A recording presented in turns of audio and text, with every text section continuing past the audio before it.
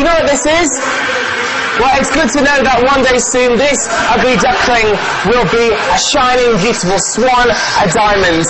I'm at this factory in Smolensk, 400 kilometers to the west of Moscow, and I'm going to get the chance to find out how this diamond is cut.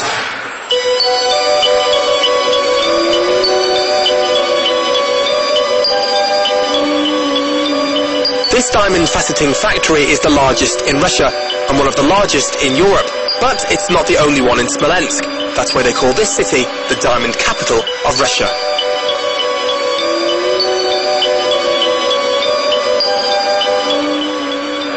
There we go. Now, first of all, the rough diamonds come here, and examining each gemstone is the most important part in the process, and trained professionals determine the future of each gem. Now, I've just placed this into the weighing machine, and this comes up as 8.6.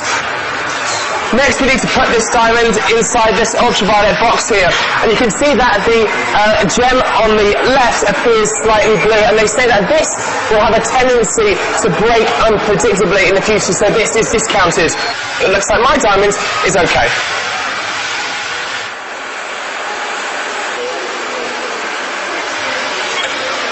The workers at the factory then choose whether one whole diamond should be made from the stone or if it should be cut to make several smaller diamonds. Now, obviously, it depends on its natural shape and if it has any inclusions inside which appear as natural black spots.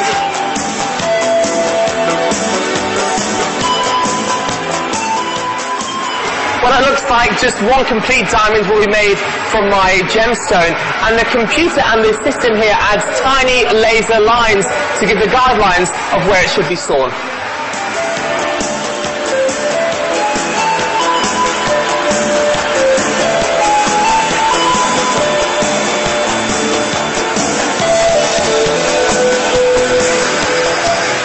My rough diamond is now glued onto this piece of equipment.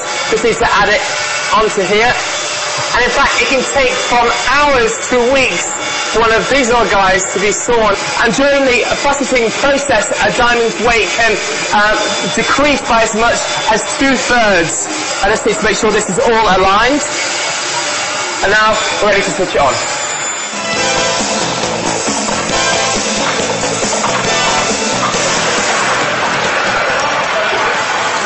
The next stage is to shape the diamond. Now, this is called bruting or girdling, and it's used with the help of another diamond. You can see here that the two stones are set on spinning axles, and they're rotated in the opposite directions to grind against each other to give the shape that you need. Diamond is the hardest known matter in the world. That's why to shape or to polish it, it's possible with the help of only another diamond, or using a laser which can cut whatever is needed.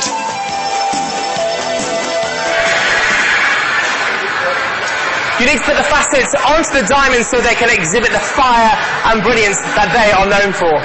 The classical brilliance cut supposes 57 facets, and they're all cut at certain angles to reflect the maximum light needed. Now, all this is done by hand, and faceting contributes to half of the entire factory process.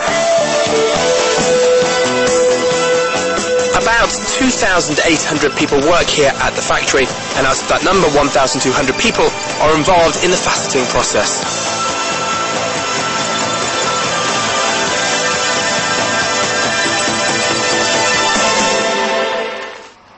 This case displays the entire factory's collection. They even have a black diamond here. And can you guess how much this entire case costs? It's an impressive 5.5 million rubles, which is $220,000. This one here is my favourite. It's called the Princess Diamond. Just look at that. But you can see how brilliant and fiery the diamond is. The guys at the factory said that if I take this candle here, you can see just how incredible it really is. If I just switch off the light, just look at this. Absolutely dazzling.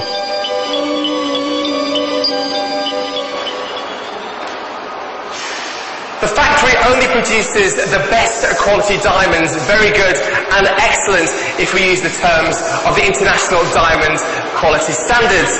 95% of the production here is exported, so you can probably find Smolensk diamonds on the markets in such cities as you can see here on the globe. We've got Bangkok, we've got Dubai, and let's not forget they even sell them in the capital of my homeland, London. Smolensk is one of the oldest cities in Russia. It was first mentioned in 863, and this year it celebrated its 1144th anniversary. The Smolensk region has always been on the western side of Russia. If we judge by the amount of wars and transfers from one side of the border to the other, from Russia to Lithuania and Poland and back, then Smolensk is ahead of any other city in bordering lands.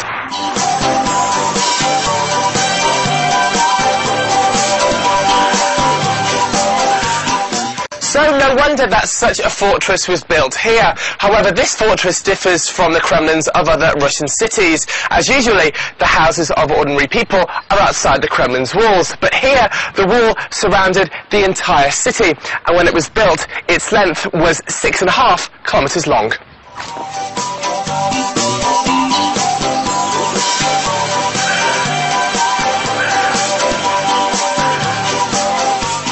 The building of the fortress began in 1596. In fact, it was such an important project in the whole of Russia that it was prohibited to build anything out of stone during the 6 years the Smolensk fortress was being constructed. Fyodor Kon was the architect in charge, and a monument was erected here in his honor in 1991.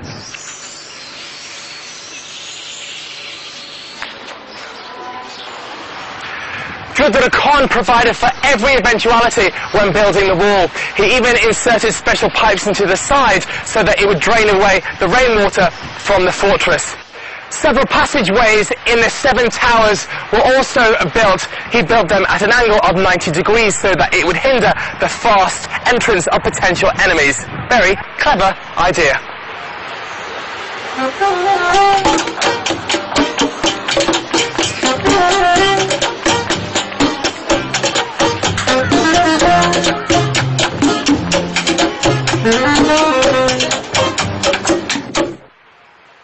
Only part of the fortress survived the military history of Smolensk, and only 17 towers out of the original 38 are still standing today, many of which are now museums open to the public, like the one behind me across the water here.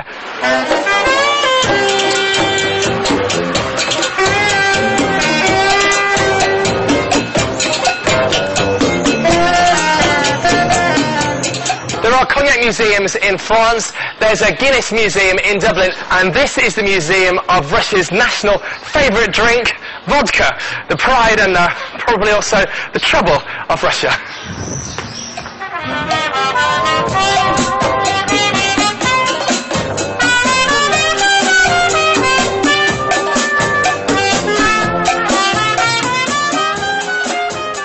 Vodka production began in the Smolensk region at the beginning of the 17th century, and by the 20th century there were over 72 factories producing vodka here. You can see here, this is what they would have stored the vodka in, and surprisingly enough, even though it's glass, it's not too heavy. And here you can see the original utensils which they would have drunk the vodka in. And impressive, this one here, a bucket of vodka.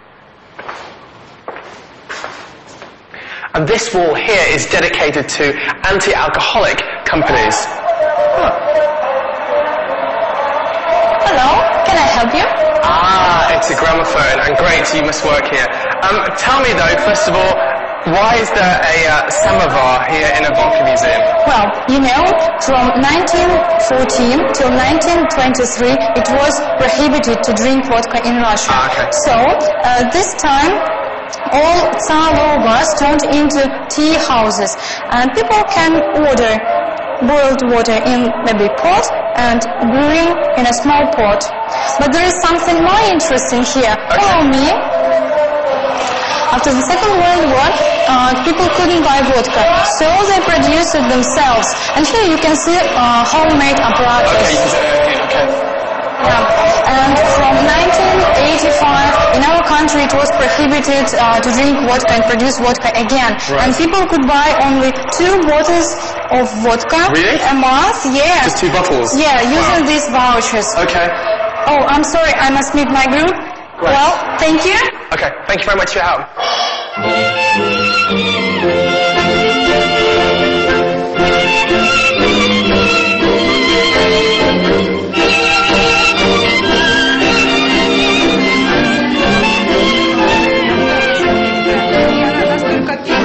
The museum also has a tasting table where the staff at the museum teach you how to drink vodka properly and tell you what to take with it. This vodka here is made of red bilberry, and I've also been told that you should eat this with a grape. Cheers!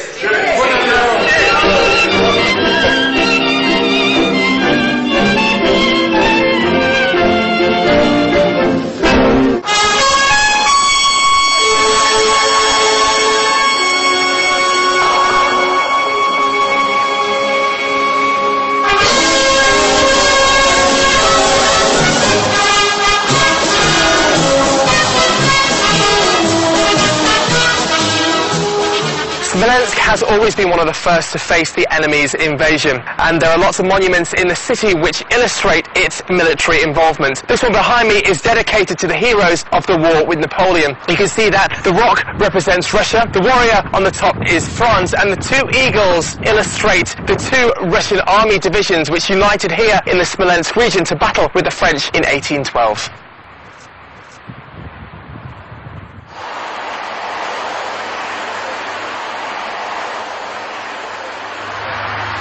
Many times the city was ruined almost to the ground, but always the churches escaped destruction. Now, locals say that Napoleon and later during the Second World War, the commander of the German troops were both so struck by the beauty of the Assumption Church here in Smolensk that they both ordered its protection, and the cathedral behind me was never destroyed.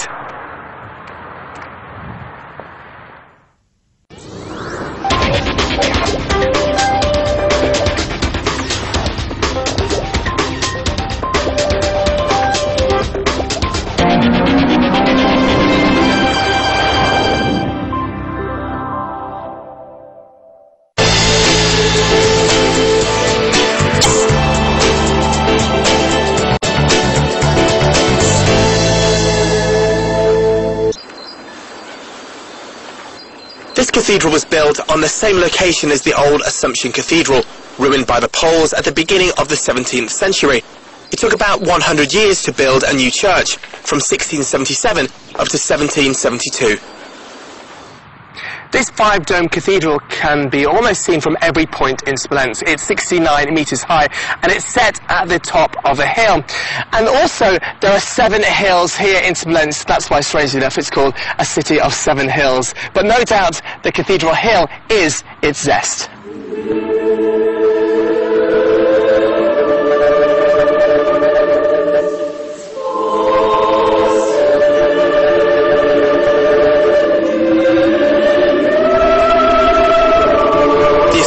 Cathedral is famous for its wall of icons, which is 30 metres high.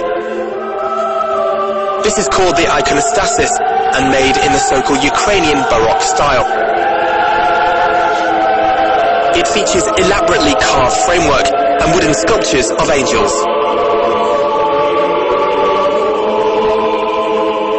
Many legends are connected with this icon, the Smolensk icon of the Mother of God. It's considered to be painted by Luke the Evangelist, and it was brought to Russia in the 12th century. Many times the icon saved the city and the entire state from enemies. Russian commander Kutuzov took it from Smolensk and prayed to it before the Battle of Borodino, which is a crucial point in the war between Russia and Napoleon.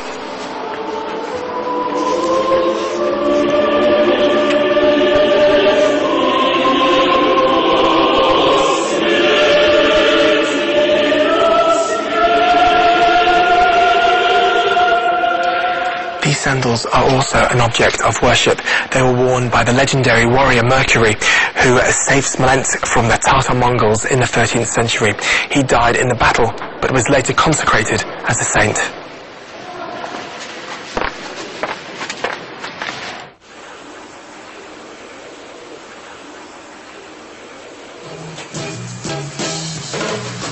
Smolensk is not a large city by Russian standards. Its population comes to just 320,000 people. But there are flourishing urban youth activities in Smolensk.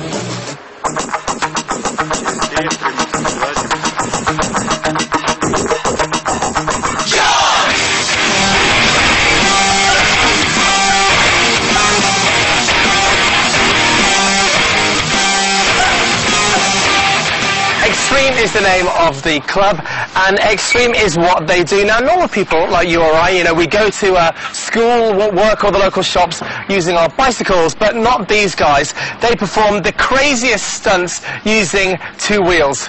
I just wanna jump, don't wanna think about tomorrow. I just don't care tonight. I just wanna jump, don't wanna think about my time. Now, I'm sure that if I did those tricks, I'd break my bones into probably a million pieces. But what's better to enjoy a relaxing bike ride on a hot summer's day? Okay, guys, should we go? Okay, let's choose a bike for you. Okay. If I had brought my bicycle shorts. Okay, and which bike would you like? I gotta take this one, the Skull in the Fire. Okay, nice choice, friend. Great, спасибо. Sit and go. Okay. That's right. Okay, guys, let's go.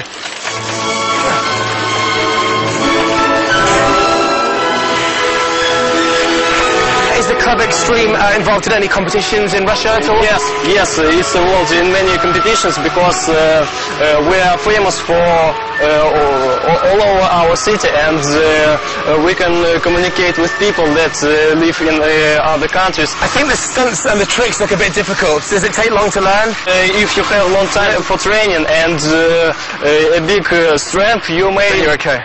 You may teach them, for example, for 1 week. Is it dangerous? Do the guys break their bones a lot? Yes, it's dangerous, but you must take a defense that's not too hard yourself. Okay, yes, it's overcoming your fear. Yes.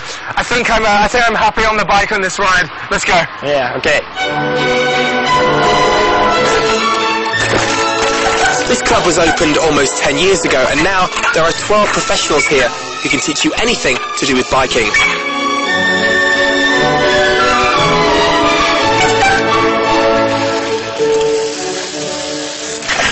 Okay, and look what they've got to show to you.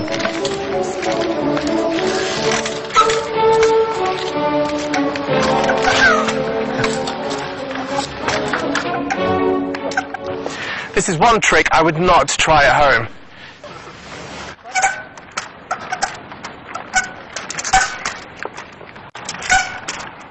It's all in a day's work. What's a trip to Smolensk without being a professional liar on the floor?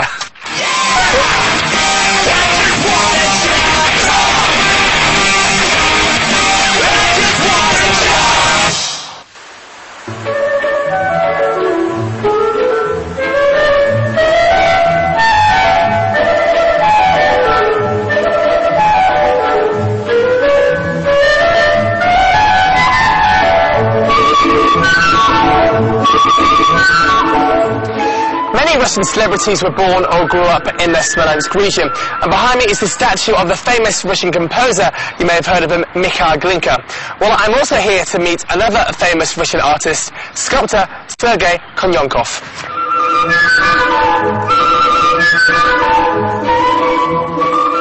Konyonkov was born in a village in the Smolensk region in 1874, and 22 out of the 97 years of his life he spent living in the USA.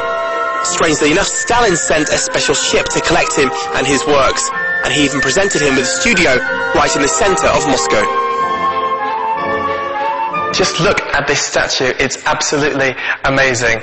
And many people called Konyonkov the Russian Rodin during his life. And throughout his entire career, he created many statues of Russian and non-Russian famous people from all over the world. You can see here, this is of Dostoevsky.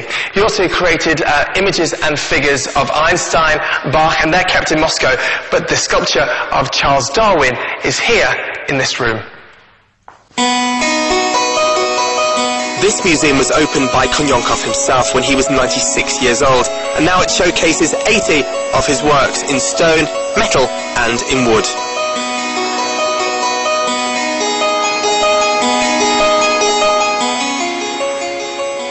They say that Konyonkov at the beginning of the 20th century was one of the first Russian sculptors to depict naked images of women. This sculpture here is called Primitive, and it shows a female figure emerging out of a tree trunk. And one more interesting fact is that the artist also used pen and pencil to accentuate different features and add different detail. You can see here the eyes and the mouth.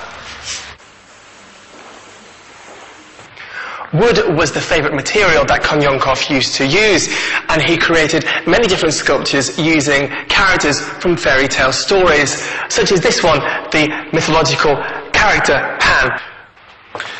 When Konyonkov lived in the USA, he saw that quite a few Americans used to throw out their old furniture on New Year's Eve. So he decided to create items such as this one, which he simply would not want to dispose of, regardless of fashion. Well, all the items you can see here today, and he presented them to his wife, Margarita. Rumours say that Margarita worked for Soviet intelligence in the USA, and that she learned secrets about the nuclear bomb out of Albert Einstein, who was her very close friend. Well, whether this is true or not, it explains Stalin's goodwill to Margarita and Sergey Konyonkov.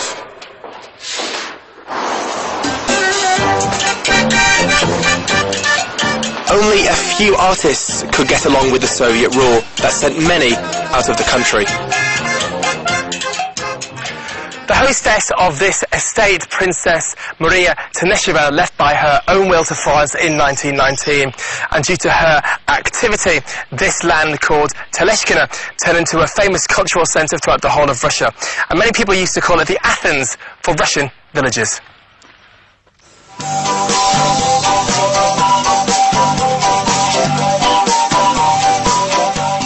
This building first housed a library for an agricultural school which was founded nearby.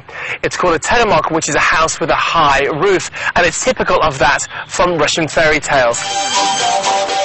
In 1900, art workshops were opened at the estate, a joiner's shop, carving, ceramic, and an embroidery shop. Everyday people used to come and work here together with famous Russian painters such as Vrubel, Repin, Rarech, Malutin and Benoit. The aim was to preserve the Russian traditional style. There are so many interesting and fascinating things in here. We've got old-style Russian furniture and these incredible tiles. And just look at this impressive doorway. So amazing. And there are 1, 2, 3 balalaikas. Oh, and there are some even more over here.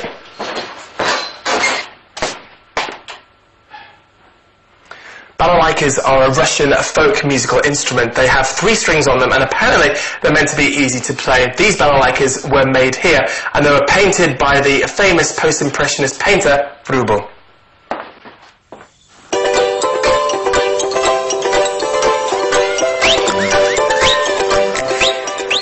This is typical embroidery of the Smolensk region. You can see both sides, the inner and outer sides, look the same. And such works, as well as other items produced in the workshop, were displayed and sold at the international exhibitions each year from 1900. And that's why museums all over the world showcase Teleshkino's artifacts. Princess Tenesheva also collected many folk items. You can see them here in Teleshkina and in Smolensk, which she granted her large collection of Russian antiquity to. Unfortunately, this centre only existed until 1914. Little by little, everything was desolated, and during the Second World War, most of the constructions in the estate were completely ruined. Only a few of them survived, including this beautiful Russian church. And I've never really seen anything quite like it, believe you me. I've seen a lot of Russian churches.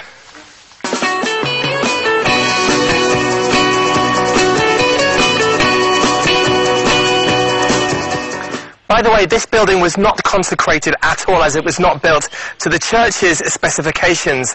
During the Soviet times, potatoes were stored in here, and unfortunately it's still closed today, so you can only admire the outer decorations and architecture.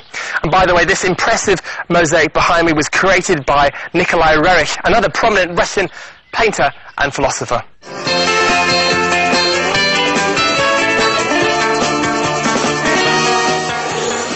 Smolensk is a place with a really rich history, and today the ancient walls of the fortress wraps itself around a thriving modern Russian city.